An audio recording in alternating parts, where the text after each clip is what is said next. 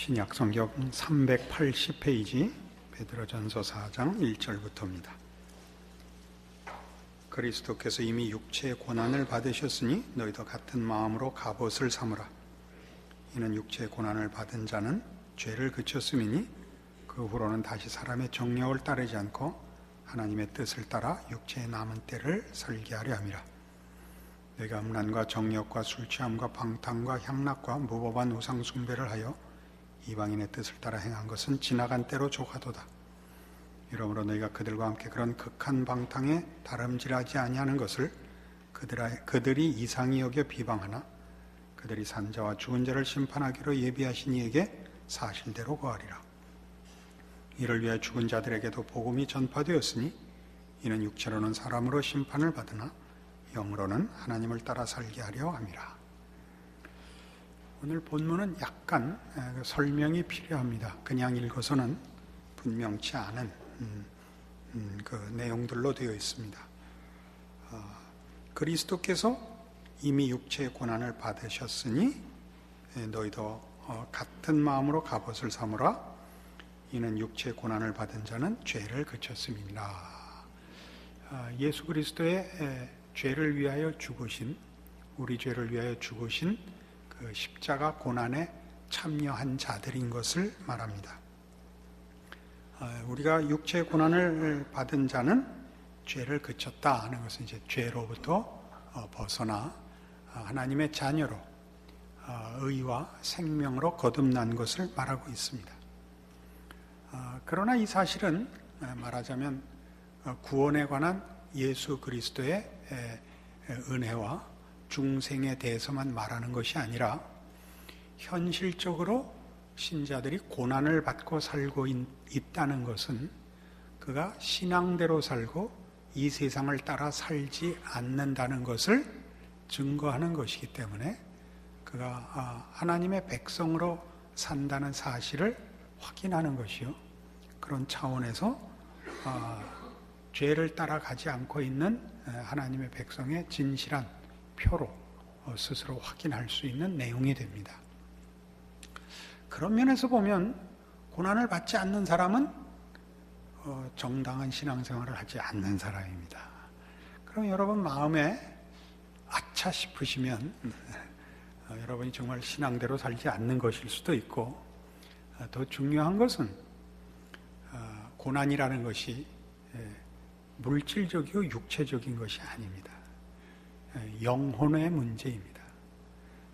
이 세상을 사는데 신앙을 가지고 하나님의 사람으로 사는데 이 세상이 거스르지 않는 것이 하나도 없습니다.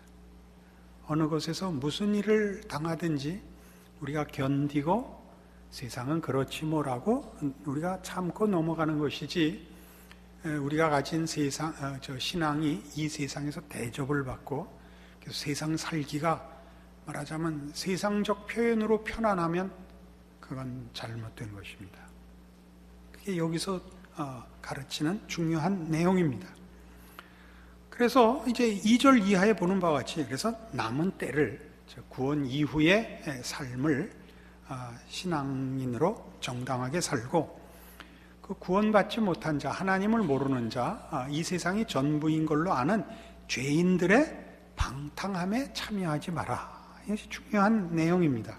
4절에 보다시피 이러므로 너희가 그들과 함께 그런 극한 방탕에 다름질하지 아니하는 것을 그들이 이상히 여겨 비방하나 그들이 산자와 죽은 자를 심판하기로 예비하신 이에게 사실대로 고하리라. 행한 대로 심판대 앞에서 심판을 받을 것이라, 그런 뜻입니다. 이를 위하여 죽은 자들에게도 복음이 전파되었으니 이는 육체로는 사람으로 심판을 받으나 영으로는 하나님을 따라 살게 하려 함이라. 여기서 죽은 자, 산 자라는 표현들은 다 예수 안에서 거듭난 자와 그렇지 못한 자에 대한 표현이고,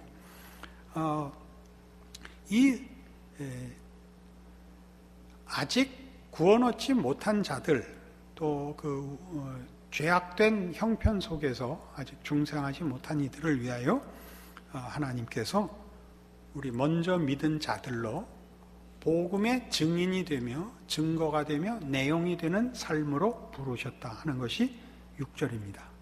그러니까 이를 위해 죽은 자들에게도 복음이 전파되었으니 이는 육체로는 사람으로 심판을 받으나 영으로는 하나님을 따라 살게 하려 함이라.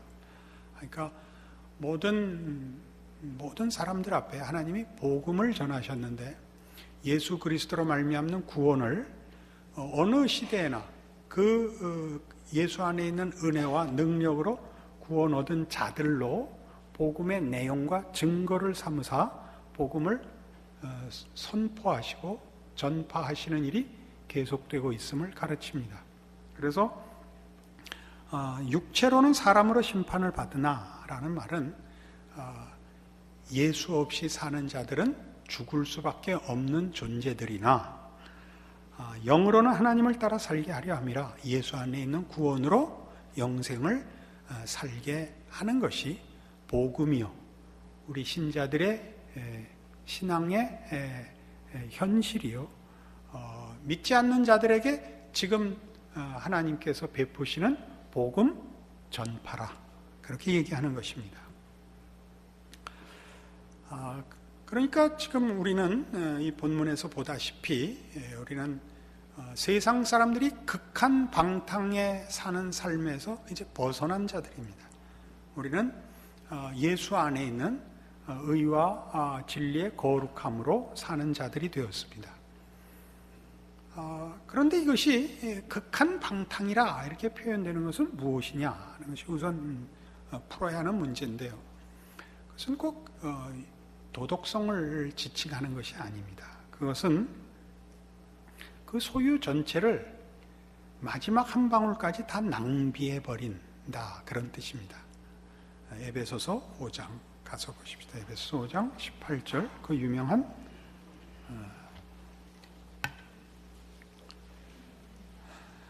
성령 충만을 받으라 라고 하는 구절에서 어떻게 소개되고 있냐 하면 314페이지 신약성경 에베소서 5장 18절 술 취하지 말라 이는 방탕한 것이니 오직 성령으로 충만함을 받으라 라고 했을 때 성령 충만을 뭐와 대비하냐면 술 취함과 대비하고 있죠. 술 취하는 것이 방탕하다는 것은 여러 번 이미 가르친 대로 허비하고 낭비하는 것입니다. 허비하고 낭비하는 것입니다. 그러니까 하나님이 주신 생명을, 하나님의 형상으로 지음받은 인간의 그 내용을 다 허비하는 것입니다. 그러니까 그것이 윤리적으로 도덕적으로 얼마나 악하냐 하는 것이 가장 근본적인 문제가 아니라 보다도 근원적으로 하나님이 우리를 어떻게 만들고 무엇을 목적하시고 우리를 통하여 하나님이 영광을 받으시겠다 하신 그 목적과 반대되는 길을 가는 것인데, 그 반대라는 건 뭐냐면 우리의 존재, 내용, 목표를 다 그 기회와 주어진 은혜들을 다 낭비하고 사는 것입니다. 여기서 주어진 은혜라는 건 구원의 은혜가 아니라 인간 모두에게 허락한 하나님의 형상으로서의 은혜입니다. 그 모든 것을 낭비하고 사는 것입니다. 그래서 믿는 자들이 가지는 성령 충만이라는 것은 술 취함과 비교할 때 술 취하는 것이 방탕으로 가는 것처럼, 즉 방탕이 그나마 가진 것을 마지막 한 방울까지 다 소비하고 허비하는 것에 비해서 성령 충만으로 가는 것은 채워지는 것이며 만들어져 가는 것이며 승리와 영광으로 가는 것을 말하고 있습니다. 그래서 여기서 우리가 쉽게 만들어져 가고 채워져 가고 할 때 쉽게 열심, 헌신, 이렇게 거룩함, 이렇게 어떤 조목들로 또는 그런 규범들로 이것을 상정해서는 안 됩니다. 보다 중요한 것은 하나님께서 예수 안에서 우리를 부르사 하나님이 창조할 때 목적하셨던 것을 우리에게 완성하기 위하여 성령으로 채워가신다. 그러니까 채워가시는 것이 성령께서 오셔서 위로하시며 자신감을 주시며 우리를 감격해 하시는 그런 체험에 있어서 감각적 감동의 문제가 아니라 우리를 목적하신 창조의 영광과 승리의 완성을 향하여 인격과 성품과 내용에서 채워가시는 얘기를 말합니다. 우리는 일반적으로 종교를 논할 때 자연인의 본성상 종교에 대한 첫 번째 기대는 초월입니다. 기독교도 초월이 진짜 초월이 있고 무한한 초월이 있습니다만은 그 초월이라는 힘으로써 초월의 위대함이 있는 것이 아니라 신적인 은혜, 하나님만이 주실 수 있는 것을 주신다는 차원에서 그 초월의 가치가 있습니다. 그러나 일반 종교에서는 초월은 내 소원을 이루는 기적입니다. 기독교에서의 초월은 내 소원을 이루는 초월이 아니라 기적이 아니라 하나님의 뜻을 이루시는 하나님의 직접적인 개입이죠. 이것이 초월입니다. 그래서 예수 안에서 가장 극적으로 나타났고, 예수 그리스도의 죽음은 여러분 생각하실 때 그것이 무슨 이제 그 결과로선 감격이지만 예수 그리스도의 죽음이야 비극이고 참담한 현실이었지, 그게 무슨 환희와 기쁨이 있었겠습니까? 당시 제자들이나 예수를 따르던 모든 사람들이 다 비탄에 빠지고 다 허무해하고 배신감을 느끼고 다 도망가 버렸죠. 결과적으로 예수 그리스도의 죽음을 통하여 하나님이 우리 안에 우리 영혼을 새로 살리시며 찾아오시며 충만케 하시는 것을 인하여 되돌아 예수 그리스도의 죽음을 우리가 이해하며 가지게 된 믿음으로 인하여 감격하는 것이지, 우리가 그 사건 자체로서는 그 당시에 아무도 감격했을 리도 없고 그렇지 않았었던 것 같이, 기독교적인 성령 충만이라는 것은 사실은 지금 나 좋은 것으로서의 그 체험은 있습니다만은, 넉넉히 그렇게 하십니다만은, 위로와 감격과 확신, 그것의 중요성을 제가 전혀 문제 삼으려고 하는 것이 아닙니다. 그것 정도가 아니다 그거죠. 그보다 더 큰 것들이죠. 그러니까 우리가 이 성령 충만을 이 술 취함과 이렇게 비교한 것을 우리가 잘 이해하기 위해서 성경의 예를 들자면 그게 탕자의 비유입니다. 그 둘째 아들이 뭘 한 건가 보십시오. 아버지한테 자기 몫을 달래 갖고 나서 다 탕진했단 말이에요. 다 탕진했어요.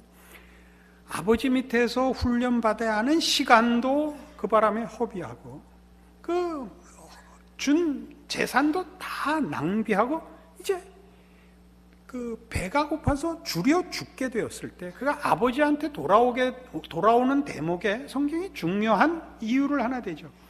내 아버지 집에는 말하자면 종들도 넉넉히 먹는데 나는 이 외지에 나와서 굶어 죽게 됐구나. 아버지한테 가자. 아들로서가 아니라 종으로서 가도 아버지 집에 가면 이것보다는 넉넉하다. 그게 그가 돌아오는 이유입니다. 아버지의 사랑은 그가 감히 바라지도 못합니다. 품꾼의 하나로 여겨주소서. 왜요? 아버지는 넉넉하시거든요. 자기는 가지고 있던 거 다 낭비해버렸고 아버지에게 옵니다. 지금 성령 충만은 말하자면 그런 얘기입니다.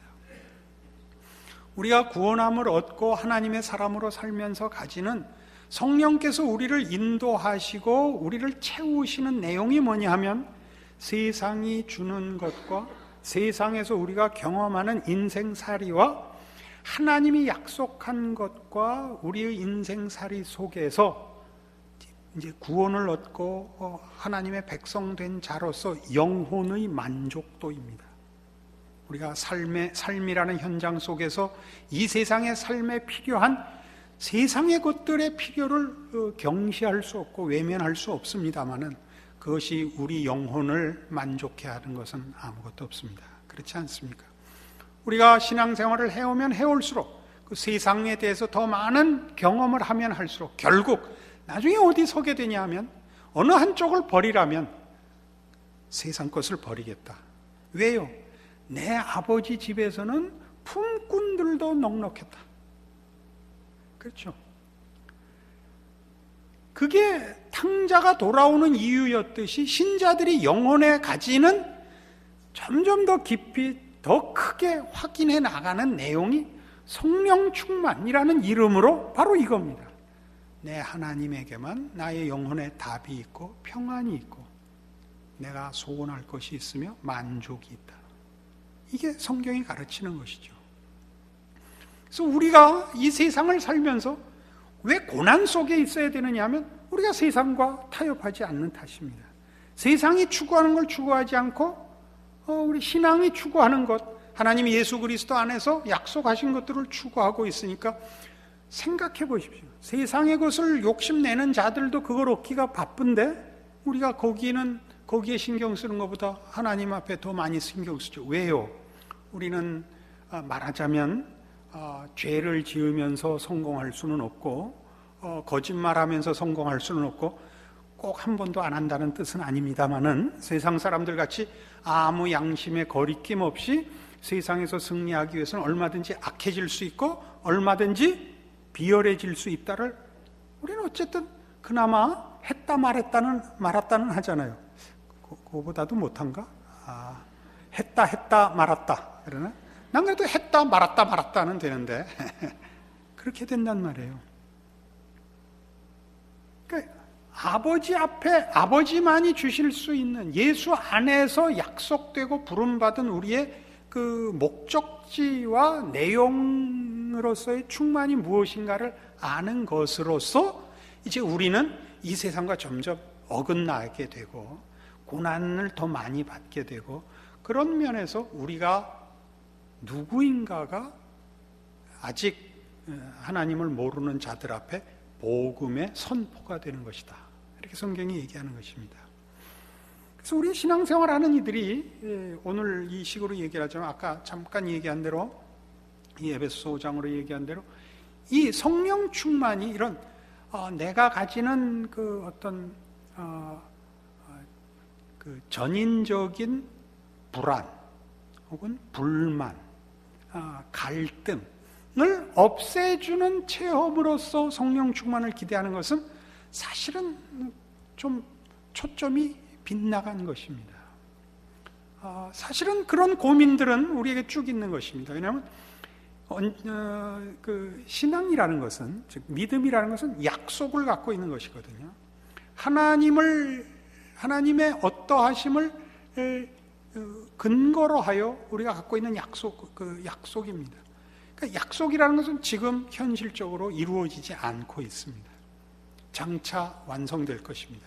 그 약속들의 어떤 파편들은 가지고 있을지라도 모든 것을 갖고 있지 않죠. 그러니까 늘 불안합니다. 믿음으로 산다는 것은 이렇게 확신을 갖고 하기는 어지간해 갖고 어렵습니다. 그러니까 우리가 사실은 성령 충만을 요구할 때 또는 기도할 때 우리가 죄를 없이 해주시고 오직 신앙으로만 살게 해주십시오라는 것이 그 갈등과 회의, 불안, 부족함 전체를 다 성령 충만이라는 이름으로 다 씻어달라고 기도하는 것은 그 기도가 소용없다든가 무효라는 뜻은 아니지만 성령 충만과 신앙의 완성에 대한 이해가 부족해서 나올 수 있습니다. 그러니까 성령 충만을 구하시되 그 매일 답을 받는 줄 아셔야 됩니다. 하루 사는 것만큼 세상은 또 속였구나. 다시는 세상을 믿지 말아야지. 하나님은 늘 하나님의 약속은 신실하시구나. 이제는 누가 목을 자른다 그래도 믿음을 지켜야지. 이렇게 가는 거예요. 그리고 그거 그래야지라고 하는데도 오래 걸리고 그래야지라고 각오하고 또 실천하는데도 또 오래 걸립니다. 그러니까 오래 살아야 돼요. 굉장히 경지에 간 다음에 죽어야지. 뭐 이 말이 일로 갔을까? 그래서 이제 디도서 1장에 가면 이게 이제 구체적으로 이렇게 성경에 우리에게 그 신앙의 실천이 요구됩니다. 디모데 전후서 다음이 디도서입니다. 347페이지입니다. 신약성경 347페이지 디도서 1장 5절부터 봅시다. 내가 너를 그레데에 남겨둔 이유는 남은 일을 정리하고 내가 명한 대로 각 성의 장로들을 세우게 하려 함이니 책망할 것이 없고 한 아내의 남편이며 방탕하다는 비난을 받거나 불순종하는 일이 없는 믿는 자녀를 둔 자라야 할지라. 감독은 하나님의 청지기로서 책망할 것이 없고 제 고집대로 하지 아니하며 급히 분내지 아니하며 술을 즐기지 아니하며 구타하지 아니하며 더러운 이득을 탐하지 아니하며 오직 나그네를 대접하며 선행을 좋아하며 신중하며 의로우며 거룩하며 절제하며 미쁜 말씀의 가르침을 그대로 지켜야 하리니 이는 능히 바른 교훈으로 권면하고 거슬러 말하는 자들을 책망하게 하려 함이라. 장로와 감독 직분에 대한 이제 말하자면 명령을 주고 있습니다. 이런 장로들을 세우는데 장로들은 이러이러해야겠고 감독을 세워야 되는데 감독은 이러이러해야겠다. 오늘날 우리 현대 시대로 이해를 하자면 장로는 다 아시다시피 장로고 감독은 이제 목사고 그렇게 이해하는 것이 제일 비슷합니다. 근데 장로들을 세울 땐 뭘 하라 그러냐면 책망할 것이 없고 하나님의 남편이며 방탕하다는 비난을 받거나 불순종하는 일이 없는 믿는 자녀를 둔 자라야 할지라. 장로님들 한번 다 일어나 볼래요? 이 부분에 안 걸리세요? 불순종하는 일이 없는 믿는 자녀를 둔 장로님들 손 한번 들어보시죠. 거의 어려운 현실입니다. 근데 왜 성경이 이런 얘기를 할까요?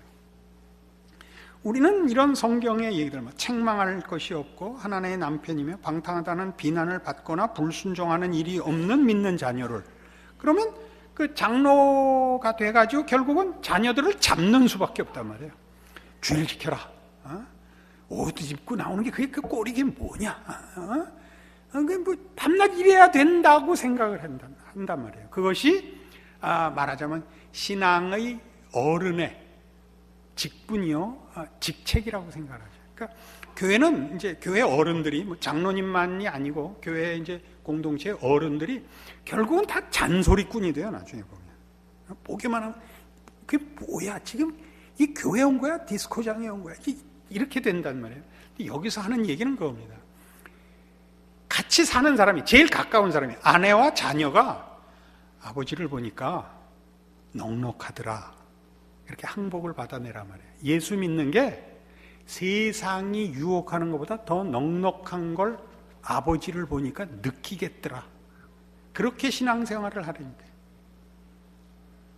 그러니까 우리 자녀들한테 뭐 늘 얘기하듯이 너 그따위로 공부해가지고 밥이나 먹겠어? 이러지 말라니까. 야, 먹고 사는 건 걱정할 거 없다. 그건 마태복음 6장에 공중나는 새를 봐라. 야, 요새는 좀 새가 잘 안 보여서 문제지. 그럼 뭐 저 비둘기 봐라, 저 살찐 거 봐라. 요새 우리 동네 비둘기 되게 살쪘어요. 그거 하셔야 돼요. 그거 하세요. 그게 신앙이에요. 나 어제 기도하다가 정말 성령 충만하다고 난 지금도 기쁘다. 그래봤자 아무 소용없어요.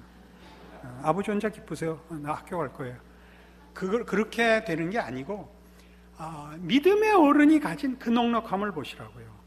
뭐 좀 잠깐 지나가는 얘기입니다만 이제 이 나이가 되니까 우리 후손들에게는 어떻게 믿음을 똑바로 넘겨줘야 되는가 하는 게 큰 숙제거리고 이제 그 가슴에 그 문제 의식을 가지게 됐습니다. 그래서 이거 이제 뭐 청년부도 이렇게 싹 지나가면서 한번 슬쩍 보고 뭐 이렇게 보면 뭐 어떻게 애들이 저 클 때랑 달라 보이고 자기 클 때 생각은 잊은 거예요. 이제 어떻게 이상하게 하고 오고 와서들도 뭐 잘하는 것 같지 않고, 이러다가 이거 한국교회, 이거 기독교회 그 맥이 끊어지는 게 아닌가 싶고, 뭐 또 어디 뭐 성가대라고 섰는데 뭐 찬송을 하는 건지 뭐 멜로디를 하니까 있는 건지 싶고, 지휘자를 새로 써야겠구나, 노성안 갖고는 안 되겠구나, 그런데 별의별 생각이 이제 다 든단 말이에요. 그러다가 어느 날 이 생각이 들었어요. 저도요, 우리 부모가 안 길러줬어요. 이제 우리 부모님한테는 좀 몹쓸 표현이 됐는데 그런 의미가 아니라 저는 제가 자랄 때, 제가 자라난 교회에서 저희 어른들이 저는 기대를 안 했어요. 아무도 저를 기대를 안 했어요. 왜냐하면 그땐 제가 어른들이 볼 때 그 보암직하거나 먹음직하지 않았어요. 한심했다고요. 어떻게 하다 이렇게 훌륭해졌냐? 하나님의 은혜죠. 하나님의 은혜죠. 아무도 할 말이 없어요. 저와 저희 어른들이 할 말이 없어요. 제가 제 후손들에 대해서 넉넉한 마음을 갖게 됐다. 그 얘기를 하려고 그래요. 지금 우리 눈에 번쩍 뜨이는 애들은 보통 아니에요.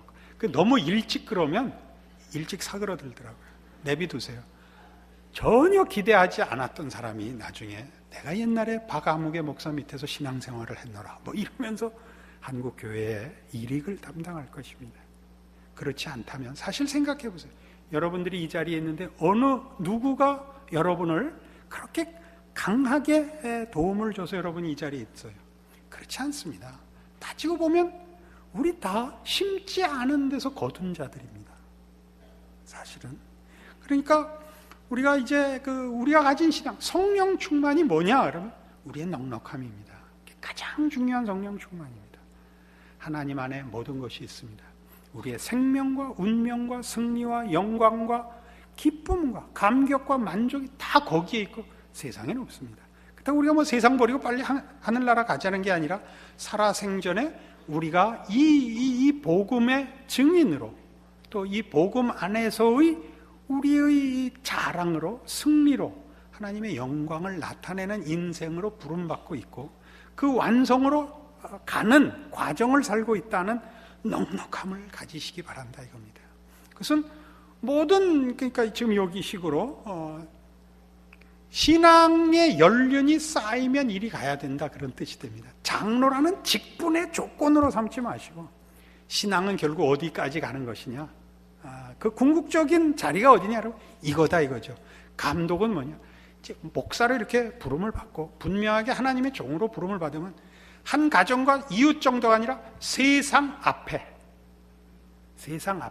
하나님이 부르신 자들의 다른 것, 영적인 것, 그 만족과 넉넉한 것을 보이는 책임을 져야 된다 이거죠. 그러니까 우린 모두는 사실은 왕같은 제사장이며 이웃 앞에서 책임져야 하는 이웃입니다. 이 모든 불신자들에게 유일한 하나님의 은혜와 구원의 손길로서의 복음입니다. 여러분이 우리가 복음이요 우리가 복음의 증인이라는 것은 우리만 생명과 은혜의 하나님의 손길로서 존재하고 있는 우리만이 가진 자입니다. 세상 사람들보다 더 박한 마음으로 살지 말아달라 이거죠. 우리가 아무리 신앙을 명분과 무슨 형태로 미화를 해도 우리의 삶과 우리의 존재가 인격과 행동이 반응이 넉넉하지 않으면 사람들은 우리가 믿는 우리의 신앙에 대하여 아무도 호기심이나 감격을 하지 않을 것입니다. 이것이 여러분 스스로를 위하여 그리고 세상 앞에 하나님의 은혜의 손길로서는 복된 여러분의 책임, 영광된 책임을 위하여 여러분에게 잊어지지 않는 신앙인의 자세와 근거와 자랑이 되시기를 바랍니다. 기도하십시다. 하나님 아버지 은혜를 감사합니다. 하나님의 사람으로 사는 것은 어떤 의미에서 죄를 떨치고 세상의 유혹을 이기고 하나님 앞에 거룩히 살아야 되는 몸부림쳐야 하는 힘든 일일 수도 있지만 또 어찌 생각하면 예수 안에서 허락된 모든 은혜와 능력 안에서 자랑하며 사는 복된 인생이기도 합니다. 우리의 못난 것을 인하여 우리가 몸부림쳐야 옳지만 우리의 믿음과 허락하신 약속과 구원과 은혜와 능력을 인하여 넉넉히 살아야 할 것입니다.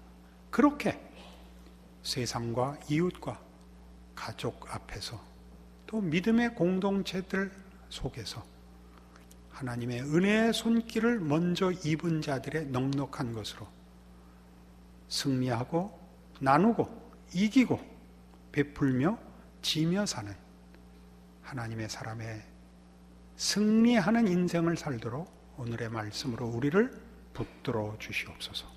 예수님 이름으로 기도합니다. 아멘.